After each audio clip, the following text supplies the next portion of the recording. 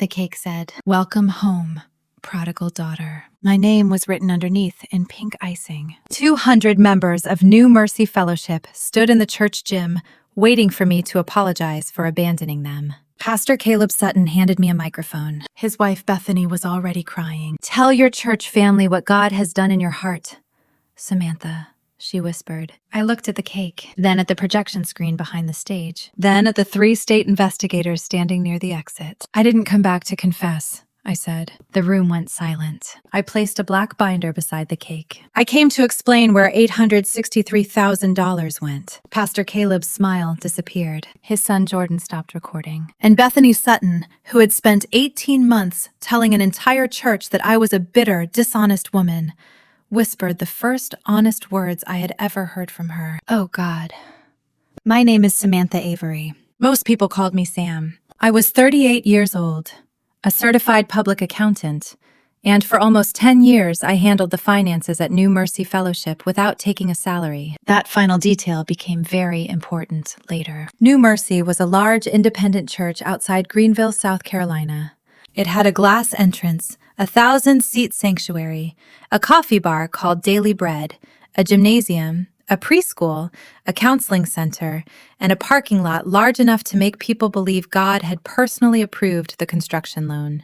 The church had been part of my life since childhood. I was baptized there at 13. My father's funeral was held there when I was 26. My mother, Ruth Avery, sang in the choir for 32 years and could identify every church scandal by which casserole appeared at the family's front door afterward. Pastor Caleb Sutton had led New Mercy for 14 years. He was 57, silver-haired, energetic, and gifted at making a room feel personally noticed. When Caleb spoke to 500 people, each one believed he had chosen the sermon for them. His wife, Bethany, directed women's ministry, church communications, volunteer care, and unofficially, public memory. Bethany decided which events were photographed, which testimonies were shared, and which conflicts became stories about forgiveness. Their son Jordan was the youth pastor. He was 29, handsome, enthusiastic, and always filming something.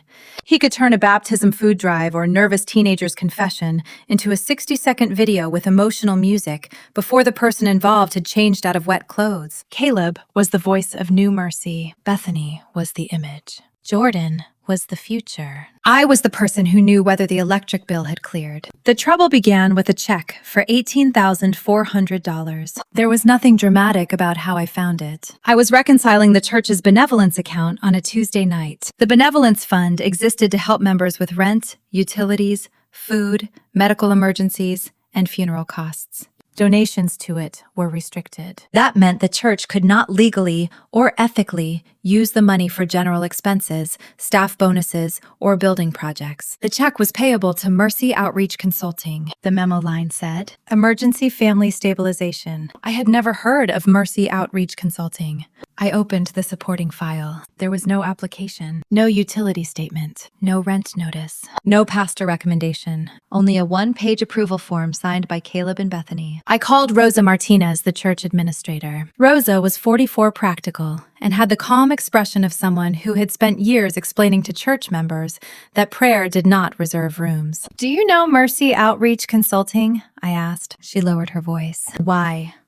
"There's a benevolence check." "How much?" $18,400. There was a pause. "1,000. Yes, I've never heard of them." "Did a family request assistance?" "Not through the office." "Did Bethany mention anything?" Rosa glanced toward the hallway. "She told me not to ask about the Suttons' pastoral care cases." "The Suttons." "She said some needs were confidential." "Confidential does not mean undocumented." "You should talk to Caleb." "I intend to." The next morning, I brought the check file to his office. Caleb sat behind a large wooden desk with an open Bible near his left hand. I had never once seen him read from that Bible when no one was watching, but it was always open. Bethany sat on the couch. Jordan leaned against the wall holding a coffee. Caleb smiled. "Sam, what can we do for you?" "I need documentation for a benevolence payment." Bethany's expression changed before I mentioned the amount. That told me she knew. "What payment?" Caleb asked. $18,400 to Mercy Outreach Consulting. Jordan stopped drinking. Bethany folded her hands. "That involved a very sensitive situation." "I understand. I still need records. Caleb leaned back. A woman and her children were facing immediate displacement. Then I need the landlord information or the agency invoice. We protected her identity. The check was made to a consulting company. They coordinated the assistance. What did they provide? Bethany's eyes filled. Samantha, must a woman's pain become an accounting exercise? The money came from a restricted fund. Her need was real. I'm not questioning the need. I'm asking where the money went. Jordan shook his head. This is why people don't ask churches for help. I looked at him. Because accountants request receipts. Because you make compassion feel like an investigation. Caleb raised one hand. Let's lower the temperature. I was the only person not raising my voice. I turned back to him. Who owns Mercy Outreach Consulting? He stared at me for a second too long. Then Bethany stood. I cannot participate in this. She walked toward the door. Her eyes were wet. Jordan moved to comfort her. Caleb watched them leave, then looked at me with disappointment. You embarrassed my wife. We are alone. You questioned her integrity. I asked who owns the company. He closed the Bible. Do you trust me? That is not an accounting control. His jaw tightened. I asked a simple question. So did I. Mercy Outreach Consulting was owned by Bethany's younger brother, Dale Whitmore. I discovered that 30 minutes later through the state corporate registry. The company had been created 6 weeks before receiving the check. Its registered address was a mailbox store. I printed the filing and returned to Caleb's office. Bethany was back. So was Jordan. I placed the paper on the desk. Dale owns the company. Bethany inhaled sharply. How dare you research my family? It's a public record. Caleb picked up the page. Dale coordinates emergency services. Since when? He has been helping informally for years. The company is 6 weeks old, Jordan said. You're implying they stole the money. I'm asking what service cost $18,400. Bethany began crying, not loudly. That was her gift. She cried just enough to make everyone else feel cruel. My brother helped a mother escape an abusive home, she whispered. What did the money purchase? A safe place. Where? I will not expose her. Then provide a redacted lease. You don't believe women. I stared at her. What? You need paperwork before suffering becomes real to you. No. I need paperwork before $18,000 stops belonging to the people who donated it. Caleb stood. That is enough. No, it isn't. His eyes hardened. You are out of order. This is my responsibility. Your responsibility is to serve the church. My responsibility is to protect restricted funds. And mine is to protect people. Then documentation protects both. He pointed at the door. We'll continue this after you've had time to pray about your attitude. I took the check file. It stays with finance. Caleb's voice dropped. Leave it. Number. For the first time, Jordan put down his coffee. You heard him. I also heard the bank agreement, the donor policy, and the church bylaws. Bethany wiped her eyes. She's threatening us with bylaws. I looked at Caleb. I will return when I have an invoice. Then I left. By Thursday, the story had changed. I had not discovered an undocumented payment. I had interrogated a domestic violence survivor. No survivor had spoken to me. I had never learned her name. That did not matter. Bethany posted a message in the women's ministry group. Please pray for a private family whose emergency assistance has been questioned by someone struggling to understand grace. Everyone knew I managed the money. A woman named Carol Benson commented, Some people care more about control than compassion. Another wrote, This is why the church should be led by pastors, not accountants. On Sunday, Caleb preached from the story of the woman who poured expensive perfume on Jesus. His sermon was called, When Calculation Attacks Worship. He described people who counted every dollar because generosity made them uncomfortable. He described modern-day Judases who sat close to ministry while questioning every act of love. He never used my name. He looked directly at me 3 times. After the service members avoided my row. One elderly man squeezed Caleb's shoulder and said loudly, Don't let the bean counters kill the spirit. My mother heard him. She waited until we reached the parking lot. Did you accuse Pastor Caleb of stealing? Number. Bethany called me crying. Of course she did. Mom stopped walking. That tone is not helping. What did she tell you? That you demanded the name of an abused woman. I asked for documentation of a payment to Bethany's brother. Mom looked confused. What brother? Dale. Dale helps with outreach. He owns the company that received $18,000. Mom lowered her voice. Sam, Pastor Caleb, was there when your father died. I know. He sat with us for hours. I know. He has earned some trust. Trust is not permission to spend restricted funds without records. Mom looked toward the church doors. People were leaving. Some watched us. Can we not do this here? Where should we do it? At home. Will the facts change there? Her face tightened.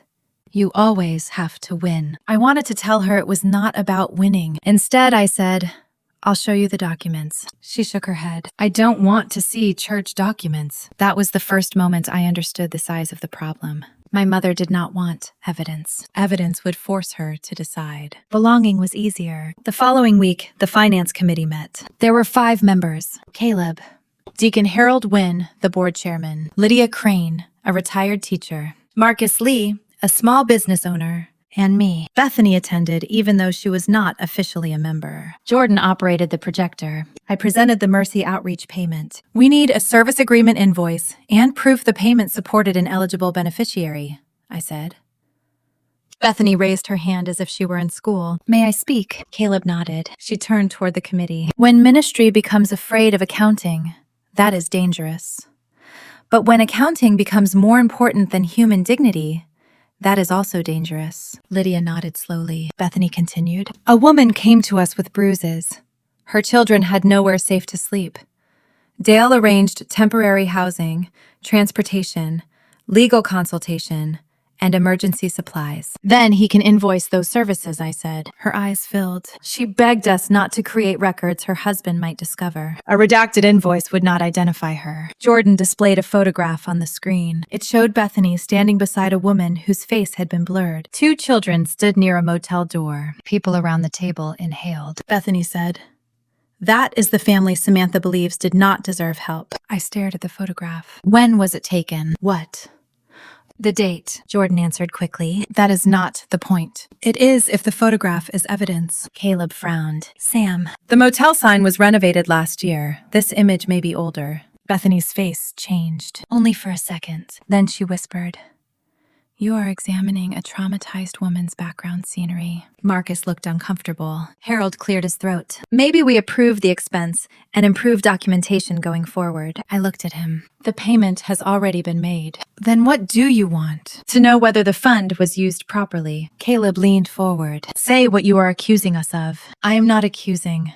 I am requesting support. No, he said. You are creating suspicion while hiding behind procedure. Lydia spoke softly. Sam, perhaps an apology would help everyone move forward. For what? For making Bethany feel accused. Bethany looked down. I turned toward Harold. Are you directing me to close the transaction without documentation? He hesitated. Caleb answered for him. Yes. Then put it in the minutes. Jordan stopped typing. Caleb said, Excuse me. Record that the committee approved an undocumented restricted fund payment to a company owned by the pastor's brother-in-law. Bethany stood. This is spiritual abuse. I looked at her, writing down what happened. Reducing ministry to your version of facts. There is only one check. Caleb slammed his palm against the table. You are suspended from financial access for 30 days. Harold looked startled. Pastor, can you do that? I am protecting this church. I closed my laptop. Who will reconcile the accounts? Jordan. Jordan is not trained. He understands loyalty. There it was. Not accounting. Loyalty. I stood. Please document the transfer of access and preserve all records. Jordan laughed. You think you're in court. No. Courts require fewer reminders. The suspension became public within hours. Bethany posted that New Mercy had taken necessary steps to protect vulnerable people from an increasingly hostile financial volunteer. Jordan recorded a video titled, When Service Becomes Control. He said certain volunteers began believing the church belonged to them because they knew passwords. Comments named me directly. A woman I had known since childhood wrote, Sam has always been cold. Someone else wrote, she left her marriage too. What does that tell you? My divorce had occurred 8 years earlier. My ex-husband had cheated. That no longer mattered. Once a community decides you are morally defective, every old wound becomes evidence. My accounting clients began receiving anonymous emails. One asked whether I was under investigation for church theft. Another paused a contract. My mother stopped answering my calls for 3 days. When she finally did, she sounded tired. Can't you just apologize? For what? For upsetting everyone. Do you believe I stole money? Number. Do you believe Bethany's brother earned $18,000? I don't know. That is why I asked. But look what it caused. The question did not cause this. You always say that because it's true. Mom began crying. New Mercy is my family. So am I. That isn't fair. No, it isn't. I resigned as volunteer finance director the next morning. I did not resign from the church. I only stepped away from the money. Caleb announced that I had abandoned my ministry after refusing correction. He called it a season of rebellion. That should have ended everything. Instead, 3 weeks later, Harold Wynne appeared at my office. He closed the door behind him. I need your help. With what? He placed a bank statement on my desk. It belonged to the church's building account. There were 4 transfers totaling $126,000. Each went to a company called Cornerstone Media Development. Who owns it? I asked. Jordan. I looked up.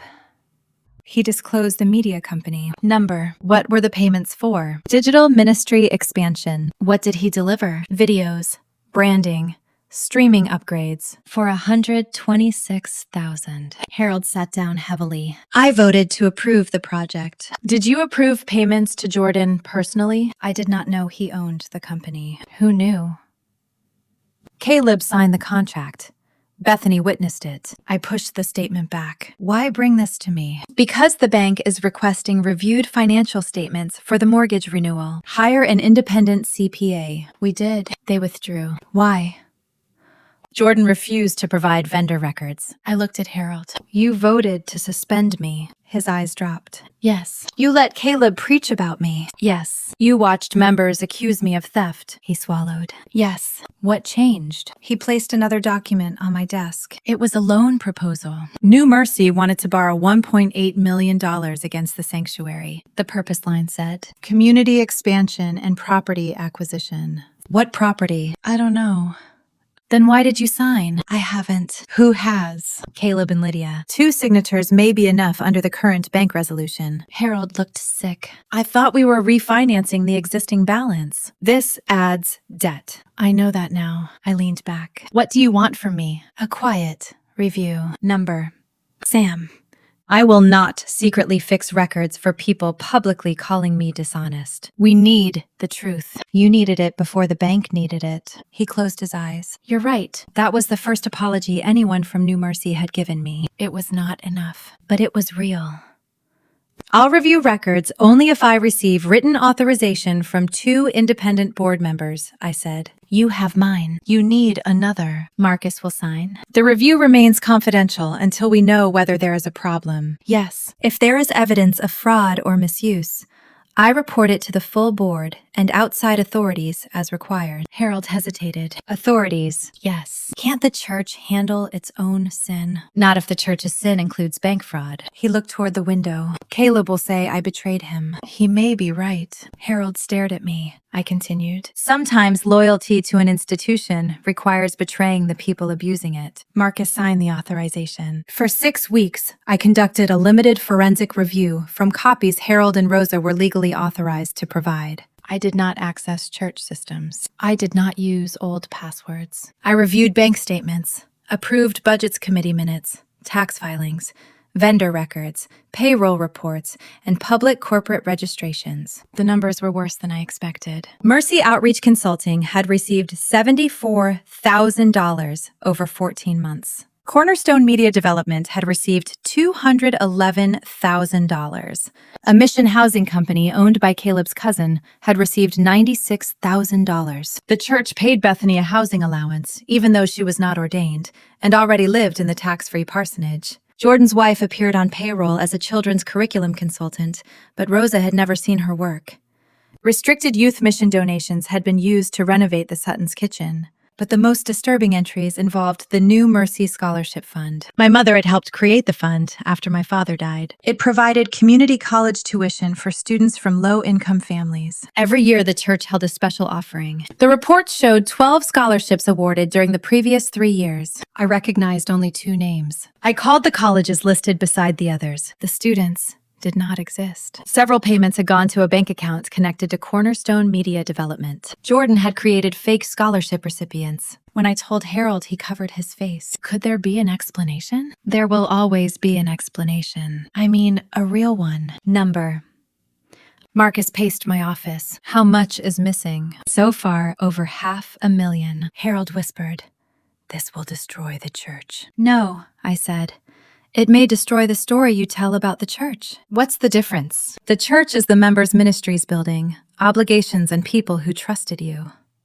The story is Caleb. Harold looked at me. To some people, those are the same thing. I know. That made the next step harder. Before we confronted the Suttons, the church announced a memorial campaign in my mother's name. Mom had suffered a stroke during choir rehearsal. She died 2 days later. Caleb sat with us at the hospital. Bethany brought food. Jordan created a tribute video using photographs from my childhood. For 48 hours, grief made everything simple. My mother was gone. The people who had hurt me were kind. I almost believed kindness erased structure. At the funeral, Caleb described Mom as a daughter who never abandoned the house of God. The sentence was aimed at me. Even beside her casket, he could not resist. A week later, Bethany announced the Ruth Avery Legacy Scholarship. She posted a photograph of Mom singing in the choir. Donations exceeded $68,000 in 10 days. Members assumed I supported the campaign. No one asked me. Rosa called one evening. They moved the memorial money. Where? General operating. All of it. $50,000. Who approved it? Caleb and Jordan. What was the explanation? Temporary cash flow support. I closed my eyes. They had used my mother's face to replenish money they had already diverted. That was when grief became clarity. We finished the audit, I said. Rosa whispered, There's more. What? Someone is creating a file against you. What kind of file? Cash discrepancies. Missing offering envelopes. Access records. I don't have access. They're saying you retained a key. I returned it. I know. 2 days later, a church security officer appeared at my office with Caleb and Bethany. Caleb held a sealed offering envelope. My name was written across the front. Where did that come from? I asked. Bethany looked heartbroken. It was found in your mother's house. I stared at her. Number. Caleb placed it on my desk. Inside were checks and cash totaling $6,300. The envelope was marked, Ruth Avery Memorial Fund. Bethany began crying. We came privately because we still love you. You found this in Mom's house. In a desk drawer, Caleb said. Who entered the house? Bethany and 2 women from the bereavement team. I did not authorize that. Your aunt let them in. My mother's house had not yet been inventoried. I picked up the envelope carefully. Why would I take a sealed offering envelope to Mom's house? Caleb's voice softened. Grief affects people. Did you call the police? We hoped to avoid that. Call them. Bethany looked up sharply. What? Call the police. Caleb frowned. Sam, this is not a game. I agree. $6,000 was allegedly found in a dead woman's house. Call law enforcement. Bethany wiped her face. We don't want to ruin your reputation. You already did. We can handle this within the church. Number. Caleb leaned forward. If you confess, return the money, and submit to restoration, we can tell people this was a grief-related mistake. I almost admired the structure. They had created the accusation, then offered to rescue me from it. In exchange, I had to validate their story. I reached for my phone. Bethany said, What are you doing? Calling the police. Caleb grabbed the envelope. Do not make this worse. I looked at his hand. You brought alleged stolen money into my office, placed it on my desk, and now you're removing it. He released it. The security officer shifted uncomfortably. What's your name? I asked him. Darren. Darren, did you see where this envelope was found? Number. Were you present when it was opened? Number.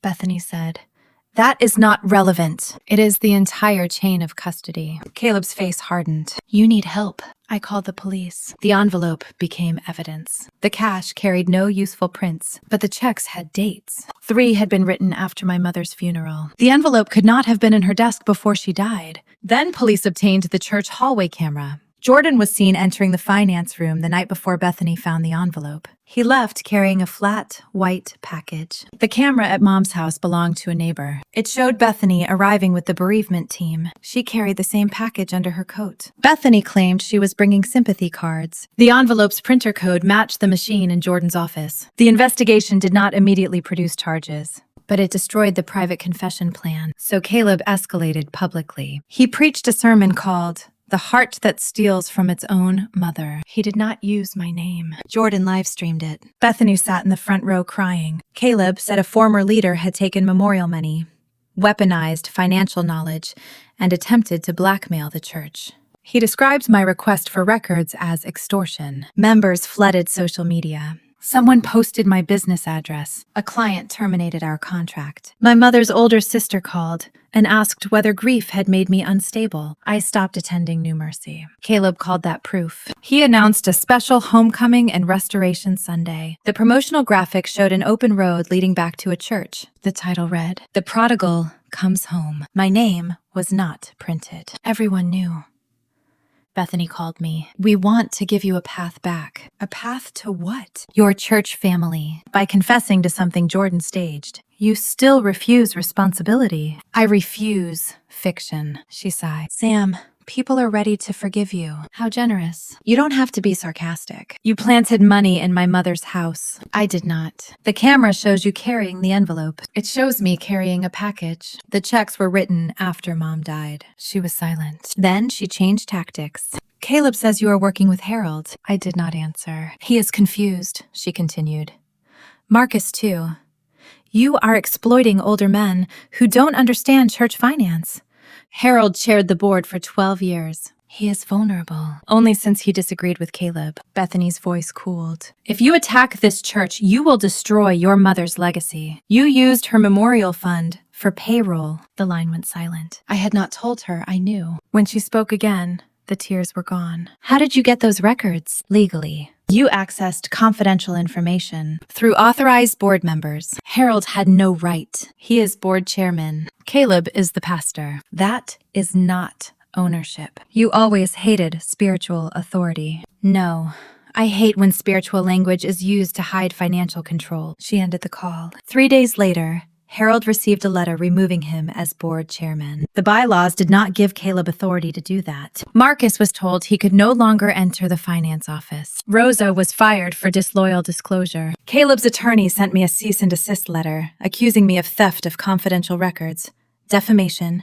interference with ministry, and attempted extortion. That was the high point of their power. They had the stage, the live stream, the mailing list, the pulpit, the staff. The sympathetic story. We had documents. People often underestimate documents because paper does not cry. It does not preach. It does not hug people in hospital rooms. It simply waits. Harold and Marcus called a special board meeting under the bylaws. Caleb refused to recognize it. So they notified the church's bank insurer, mortgage holder, and state charity division that a governance dispute involved potentially unauthorized transactions. The bank demanded an independent audit. Caleb told members I had pressured the bank. In reality, the loan required audited statements once annual revenue crossed $5 million. The church had avoided the requirement for 2 years by classifying certain donations through related organizations.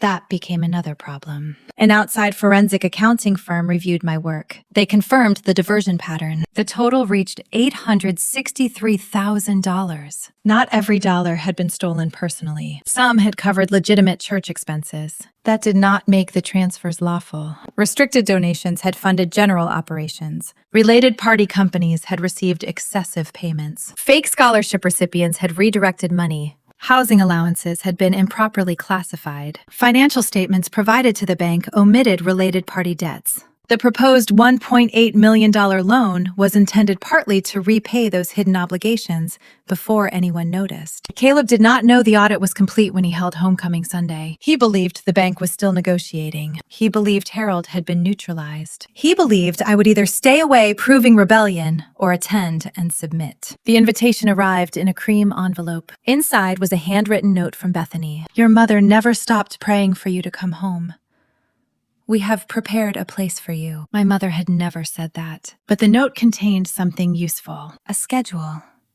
At 12:30 after the service, Caleb planned a restoration celebration in the gym. At 12:45, I was expected to give a testimony. They had planned my confession before I agreed to attend. I called Harold. I'm going. Are you sure? Yes. What are you going to say? The truth. That could become chaos. Chaos is already on the books. The state charity investigators had scheduled interviews for Monday. The bank planned to freeze further loan activity. The outside auditors had prepared a formal presentation for the independent board members. We could have waited. Instead, Caleb gave us a public meeting. I wore a dark blue suit my mother had once said made me look like a woman who denied loans. I carried one black binder. Harold entered separately. Marcus sat near the back. Rosa stood outside until the service ended. The sermon was about restoration. Caleb described a daughter who wasted her gifts in a foreign country, then returned humbled. Bethany looked at me repeatedly. Jordan's camera followed my face. Afterward, ushers guided everyone into the gym. The cake waited on a long table. Welcome home, prodigal daughter. My name appeared below the message. People applauded when I entered. Some cried. Others smiled at me with the warmth reserved for a sinner who has finally agreed with the community's version of events. Bethany embraced me before I could refuse. Into my ear, she whispered, "Don't ruin this." Then she stepped back and smiled for the camera. Caleb took the stage. My friends today proves that no one is beyond restoration. Applause. Sam has carried pain, confusion, and anger, but the Father always leaves the door open. More applause. He held out the microphone. Tell your church family what God has done in your heart. I stepped onto the stage. I placed the binder beside the cake. Behind the crowd, the gym doors opened. 3 investigators from the state charity division entered with the church's outside auditor and a representative from the bank. Caleb saw them. His smile weakened. Bethany turned. Jordan lowered his camera, then raised it again. I took the microphone. I didn't come back to confess. Silence spread through the room. I came because this church deserves to know what happened to its money. Caleb stepped forward. This is not the time. You chose the time. He reached for the microphone. I moved back. Harold stood. As board chairman, I recognized Samantha Avery for a financial report. Caleb pointed at him. You were removed. Not under the bylaws. Members began whispering. Bethany approached the stage. Please, she said.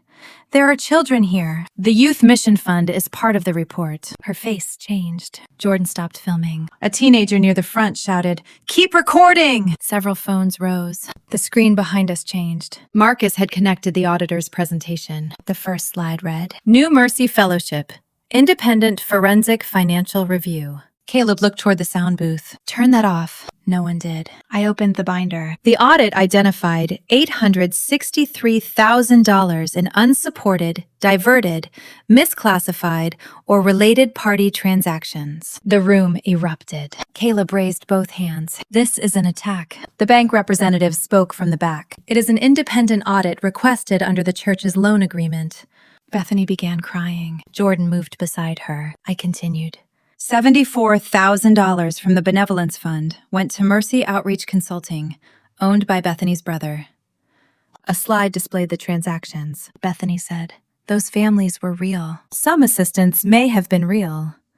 The company could document less than $19,000 in beneficiary expenses. Dale's consulting fees, vehicle payments, and personal credit card charges appeared on the screen. Members murmured. I continued. $211,000 went to Cornerstone Media Development, owned by Jordan Sutton. Jordan stepped forward. We built the streaming ministry. The audit valued the delivered equipment and services at approximately $62,000. You don't understand production. The auditors obtained 3 competitive estimates. The estimates appeared. Someone in the youth group whispered, That's our mission money. I turned the page. Restricted youth and mission funds were transferred into Cornerstone before being used for parsonage renovations, equipment leases, and personal travel. Bethany shouted. The kitchen was used for ministry. A woman near the front replied. You charged us for your marble counters. Bethany looked stunned. Caleb took the second microphone. Everyone calm down. I continued. The scholarship fund reported 12 recipients over 3 years. A list appeared. 10 could not be verified as real students. My mother's photograph appeared beside the Ruth Avery Legacy Scholarship logo. I felt my throat close, but I kept speaking. $50,000 donated in my mother's name was moved into general operating accounts 9 days after the campaign began. My aunt stood. You said it went to students. Caleb said, It was a temporary transfer. Was it returned? Someone shouted. I answered. Number. The room grew louder. Caleb raised his voice. This church had bills, staff, ministries, emergencies. Sometimes designated funds must be used where the need is greatest. The outside auditor stepped forward. Donor restrictions cannot be unilaterally changed by church leadership. Caleb looked at him. You work for us. I work under an independent engagement authorized by the board. Bethany pointed at me. She created all of this. The auditor answered. Ms. Avery's preliminary findings were independently verified, Jordan said. She had access to manipulate records. The next slide showed electronic audit logs. Entries had been modified after I was suspended. User accounts belonged to Jordan and Wade Mercer, a church contractor Caleb had hired after I resigned. My account had not been used. Then the planted memorial envelope appeared on the screen. The timeline showed the checks were written after Mom died. The church camera showed Jordan leaving finance with the envelope. The neighbor's camera showed Bethany carrying it into Mom's house. Bethany covered her mouth. That package contained cards. The police evidence photograph appeared. The printer code linked the envelope label to Jordan's office. Jordan looked toward Caleb. Caleb did not look back. The congregation's mood changed. It was no longer confusion. It was recognition. They remembered every sermon, every post, every warning about my character, every request to pray for the Sutton family. Caleb's strategy had depended on each event remaining separate. One compassionate payment, one media contract, one scholarship discrepancy, one emotionally unstable accountant, one missing envelope, one misunderstood loan. The audit placed them in a single timeline. Patterns are difficult to preach away. Caleb made one final attempt. He stepped to the center of the stage. Yes, mistakes were made. Someone laughed bitterly. He continued. But this church saved marriages, fed families, baptized children, sent missionaries. No audit can measure spiritual fruit, Harold answered from the floor. Spiritual fruit does not require fake students. Applause began, not celebratory, angry. Bethany shouted, You all loved us until today! A woman from the choir stood. We trusted you. Until today. Jordan walked off the stage. 2 investigators met him near the door. They did not arrest him then. They asked him not to leave before speaking with them. He turned toward his father. Caleb said nothing. That was the moment Jordan understood that family loyalty worked differently when criminal exposure entered the room. The bank representative announced that the proposed loan was suspended. The charity investigators served preservation notices for financial and electronic records. The independent board voted that afternoon to place Caleb, Bethany, and Jordan on administrative leave. Caleb refused to recognize the vote. The church attorney told him the bylaws did. He left through a side door. The cake remained untouched. At some point, a child dragged one finger through the word prodigal. The pink icing smeared across the white frosting. The investigation lasted 9 months. Caleb was not charged with every bad decision. Arrogance is not illegal. Manipulative preaching is not illegal. Making a community hate an innocent person is often not illegal. He was charged with offenses connected to false bank certifications, misuse of charitable funds, and conspiracy involving related party payments. Jordan faced charges involving wire fraud, fabricated scholarship records, and the planted offering envelope. Bethany was charged with evidence tampering and making false statements during the investigation. Dale Whitmore entered a plea agreement and returned part of the benevolence money. Caleb eventually pleaded guilty to reduced charges. He served 14 months in federal custody. Jordan served longer. Bethany received home confinement probation and restitution obligations. Some members believed the consequences were too harsh. Others believed they were too light. New Mercy nearly collapsed. Attendance fell by half. Donations dropped. The bank required new controls. The church sold an unused parcel of land to reduce debt. Several staff members lost jobs. That part was not satisfying. People who never touched the money still paid part of the price. Harold resigned as board chairman after the transition. At his final meeting, he said, I mistook avoiding conflict for preserving unity. Rosa became the interim church administrator. She required written approvals, conflict of interest disclosures, dual signatures outside payroll and quarterly financial reports. Some members complained that the church had become too corporate. Rosa answered, We tried vague and spiritual, It cost us $800,000. My mother's scholarship fund was rebuilt using recovered money insurance proceeds and new donations managed by an independent foundation. The first real recipient was a nursing student named Kiara Wallace. At the award ceremony, no Sutton family member appeared on stage. Neither did I. My mother's photograph stood beside the podium. That was enough. I did not return as New Mercy's finance director. People asked. Harold asked. Rosa asked twice. Even members who had shared Bethany's post apologized and said the church needed someone trustworthy. I declined. Being proven right did not mean I owed the institution another decade of invisible rescue. I remained a member for 6 months, while the church stabilized. Then I joined a smaller congregation across town. No one there knew my story at first. The first Sunday, a volunteer asked whether I wanted to help count the offering. I laughed so suddenly she looked offended. Not yet, I said. I started a nonprofit consulting practice called Clear Stewardship. We help churches and small charities create financial controls before trust becomes an excuse for secrecy. Our first training slide says, accuracy is not a lack of faith. It is what keeps faith from becoming someone else's business model. 2 years after Homecoming Sunday, I received a letter from Caleb. It had been mailed after his release. The first page explained pressure. The second discussed the cost of ministry. The third blamed Jordan's ambition and Bethany's fear. Near the bottom, he wrote, I should not have used the pulpit to discuss you indirectly. That was the closest he came to understanding. He regretted the method, not the lie. I did not answer. Bethany sent an email 6 months later. It contained only 4 sentences. I knew the envelope was false. I told myself we were forcing you to stop hurting the church. I see now that I had made Caleb's reputation into the church. I am sorry. I believed she was sorry. I did not restore the relationship. An apology can be sincere without becoming a key. Jordan never contacted me. Harold said he still insisted everyone had exaggerated what happened. Some people survive exposure by treating accountability as persecution. I stopped waiting for him to understand. The only item I kept from that Sunday was a photograph Rosa took after everyone left. The gym was empty. Chairs were scattered. The audit binder rested beside the cake. The word Prodigal had been smeared. My name remained clear. For years, New Mercy had told a simple story. I had questioned compassion. Then I became bitter. Then I rebelled. Then I left. Then I stole. Then I tried to destroy the church. It was a perfect story, because every new accusation explained why no one should examine the previous one. The audit did not defeat that story by being more emotional. It defeated it by being chronological. A check, a company registration, a transfer, a fake student, a security video, a planted envelope, a loan application, a message about retaliation. Truth often looks weak when it arrives one piece at a time. But give it dates, amounts, signatures, and a binder, and suddenly everyone remembers what they were told not to notice. The church gave me a cake because it believed I had come home to accept its version of me. I brought the audit because I had finally stopped asking permission to tell the truth. And that is what Pastor Caleb learned too late. Forgiveness may cover sin. It was never meant to cover the books.